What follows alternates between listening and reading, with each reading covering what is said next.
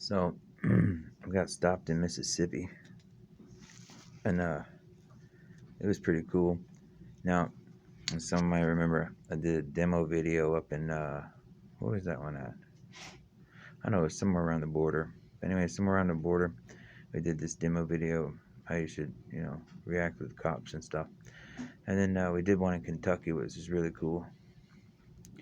So, anyhow, then super security forces over there in Mississippi, man, they're like the Red October stuff.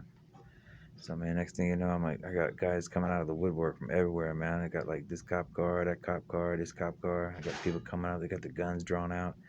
I'm like, what am I afraid of? Well, they might be afraid too. They don't know who's in the van or who's in the truck. When they're coming up on the truck, they got the guns drawn out because they don't know what's going on.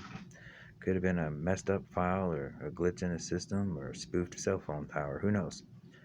But the point is, they come up. I'm scared. They're scared. Everybody's scared. So I'm like, well, you have a little trust in God. You go, hey, what do you mean you want both my hands out the window? Here they are. Unbuckle. You got guns drawn. Can you send one of your guys to the other side of the van so you make sure I'm not doing anything I'm not supposed to do while I unbuckle the seatbelt? See, that's called cooperation. So the guy goes to the other side of the van and goes, yeah, it's safe. Okay, cool. You got the van. Everything's cool. Everybody puts the guns away. Sometimes they come up on people like that because they don't know who's in the car. So there you go. I'm like, man, that's some real NCIS stuff, man. I was like, yeah, you ever read the NIV Bible? That's a New International Version. It's like, well, sometimes they don't know what's in the car. So you see these videos of people making videos going, oh, they got the guns drawn and oh my God and all this other stuff. And I'm like, well, I don't have any guns or drugs in the van, but they had their guns drawn on me and I'm a white guy. So, same thing on both sides of the street. You know what I mean? So, well, if less people did crazy stuff and good people did good stuff, then probably be a lot less of that. They got those little taser guns for a reason, so they don't have to kill people or shoot at people. That's the number one reason why you should respect the cops and the sheriffs because they made tasers, man. Nobody wants to shoot anybody. They got guns because bad people have guns too. So a little education and training. So we're gonna need some security forces out there doing this Mars mission stuff. So if I had some training for that too, it'd be pretty cool, huh? I don't know. Just put your well, my dad always said more than one head is better than one. 2 heads, 3 heads, 4 heads, 5 heads.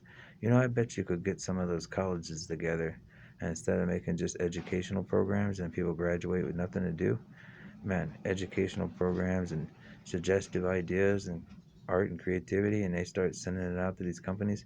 When I was a kid, I watched this one movie and everybody did this weird stuff, and they didn't like these sunglasses, right? So they wrote the sunglasses company and said, hey, these sunglasses suck. Can you fix them?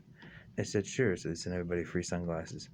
You send some of that stuff to those big corporations, like those people that invested in all that stuff last year and this year. Those big corporations actually do care. So if you hear someone say big corporations don't care, then, go to a hospital, see a doctor, you know, and they go, what do you mean, see a doctor? Well, those big corporations paid for all that medical equipment. So, you know, when you think people don't care, I'm just like, well, if you go to the desert and see some Mars mission stuff, you see how important it is to plant more crops and stuff because, you can't have all these big corporations without, people.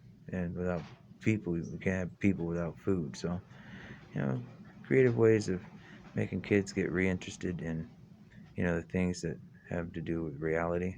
And plus those other things that you can and can't see. And if you want to be a minister, you better be a real one because there's some stuff out there, man.